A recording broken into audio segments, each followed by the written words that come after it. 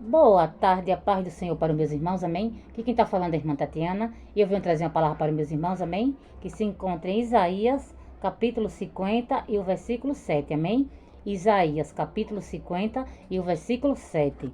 Quem tiver Bíblia quiser acompanhar, meus irmãos, que diz assim: Porque o Senhor Jeová me ajuda, assim não me confundo, por isso pus o meu rosto como uma rocha, porque sei que não serei envergonhado.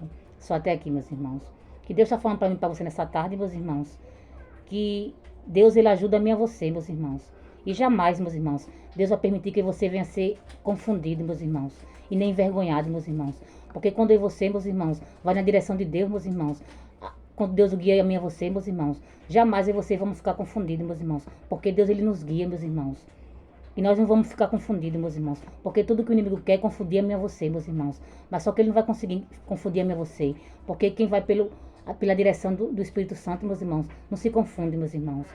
E quem está na direção de Deus, meus irmãos, quem Deus chamou para fazer a obra dele, meus irmãos, jamais Deus vai permitir que venha ser envergonhado, meus irmãos. Porque envergonhados e confundidos, meus irmãos, vão ficar todos aqueles que querem envergonhar a mim e a você, meus irmãos. Porque quando Deus chamou a mim e a você, meus irmãos, não foi para mim você ser envergonhado. Deus chamou você para exaltar a mim e a você, meus irmãos. E todos aqueles que querem envergonhar a mim e a você, meus irmãos, eles que vão ser envergonhados, meus irmãos. E vão ficar confundidos, meus irmãos. Porque Deus nessa tarde, meus irmãos, vai confundir os meus e os teus inimigos, meus irmãos. Para dar vitória a mim e a você, meus irmãos. E todos aqueles, meus irmãos, que querem envergonhar a mim e a você, eles que vão ser envergonhados, meus irmãos. E eles que vão ficar confundidos, meus irmãos. Porque Deus jamais vai permitir que um servo, meus irmãos, que um escolhido, que um ungido venha ser envergonhado, meus irmãos.